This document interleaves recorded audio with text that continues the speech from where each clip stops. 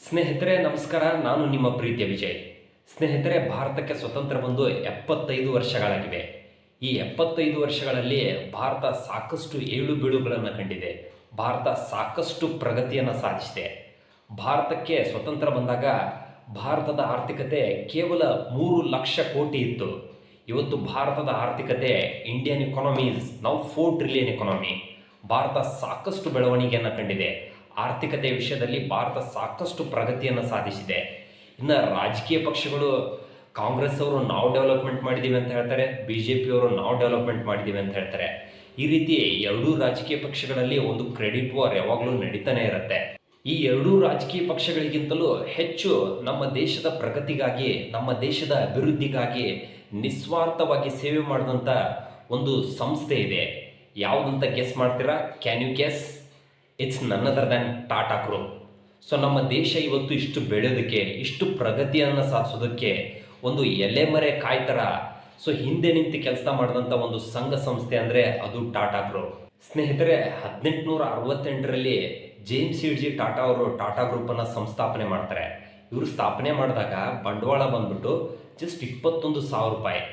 ಇವತ್ತು ಟಾಟಾ ಗ್ರೂಪ್ನ ಮಾರ್ಕೆಟ್ ಕ್ಯಾಪಿಟಲೇಷನ್ ಬಂದ್ಬಿಟ್ಟು 25 lakh crore. ಅಷ್ಟು ಟಾಟಾ ಗ್ರೂಪ್ ಇವತ್ತು ಬೆಳೆದಿದೆ. ಟಾಟಾ ಗ್ರೂಪ್ ಎಷ್ಟು ದೊಡ್ಡದಿದೆ ಅಂದರೆ, ನಮ್ಮ ದೇಶದಲ್ಲಿ ಹೆಚ್ಚು ಉದ್ಯೋಗ ಕೊಡ್ತಿರುವಂಥ ಒಂದು ಸಂಸ್ಥೆ ಅಂದರೆ ಅದು ಟಾಟಾ ಗ್ರೂಪ್. ಸೊ ನಮ್ಮ ದೇಶಕ್ಕೆ ಹೆಚ್ಚು ಟ್ಯಾಕ್ಸನ್ನು ಕೊಡ್ತಿರುವಂಥ ಒಂದು ಗ್ರೂಪ್ ಅಂದರೆ ಅದು ಟಾಟಾ ಗ್ರೂಪ್. ಟಾಟಾ ಗ್ರೂಪ್ ಎಷ್ಟು ದೊಡ್ಡದಿದೆ ಅಂದರೆ, ಇವತ್ತು ಜಗತ್ತಿನ ಪ್ರತಿಯೊಂದು ಮೂಲೆಯಲ್ಲೂ, ಪ್ರತಿಯೊಂದು ರಾಷ್ಟ್ರದಲ್ಲೂ ಟಾಟಾ ಗ್ರೂಪ್ ತನ್ನ ಬಿಸ್ನೆಸ್ ಅನ್ನೋ ಸಾಮ್ರಾಜ್ಯವನ್ನು ಸ್ಥಾಪಿಸಿದೆ. ಟಾಟಾ ಗ್ರೂಪ್ ಅಷ್ಟು ದೊಡ್ಡದಿದೆ. ಜೇಮ್ಸ್ ಇಡ್ಜಿ ಟಾಟಾ ಅವರು ಟಾಟಾ ಗ್ರೂಪ್ ಅನ್ನು ಸ್ಥಾಪನೆ ಮಾಡಿದ್ರೆ, ರತನ್ ಟಾಟಾ ಅವರು ಇದನ್ನ ನೆಕ್ಸ್ಟ್ ಲೆವೆಲ್ಗೆ ತಗೊಂಡೋದ್ರು. ಜಗತ್ತಿನಾದ್ಯಂತ ಈ ಬಿಸ್ನೆಸ್ ಅನ್ನ ಎಕ್ಸ್ಪ್ಯಾಂಡ್ ಮಾಡಿದ್ದೆ ರತನ್ ಟಾಟಾ ಅವರು. ಟಾಟಾದವರ ಬಿಸ್ನೆಸ್ ಯಾವ ರೀತಿ ಇದೆ ಅಂದ್ರೆ, ಸೊ ಆಡು ಮುಟ್ಟದ ಸೊಪ್ಪಿಲ್ಲ, ಟಾಟಾದವರು ಮಾಡದಿರುವಂತ ಬಿಸ್ನೆಸ್ ಇಲ್ಲ. ಆ ರೀತಿ ಪ್ರತಿಯೊಂದು ಬಿಸ್ನೆಸ್ ಅಲ್ಲೂ ಟಾಟಾ ಗ್ರೂಪ್ ಹೋದರಿದ್ದಾರೆ.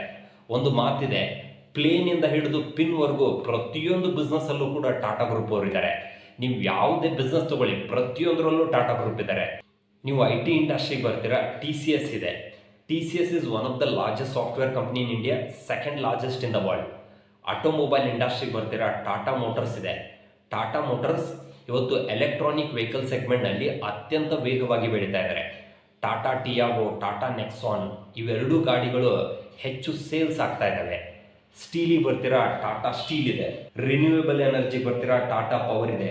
ರಿಟೇಲ್ ಇಂಡಸ್ಟ್ರಿ ಬರ್ತೀರಾ, ಟಾಟಾ ಟ್ರೆಂಟ್ ಇದೆ. FMCGನಲ್ಲಿ ಬರ್ತೀರಾ, ಟಾಟಾ ಕನ್ಸ್ಯೂಮರ್ ಇದೆ.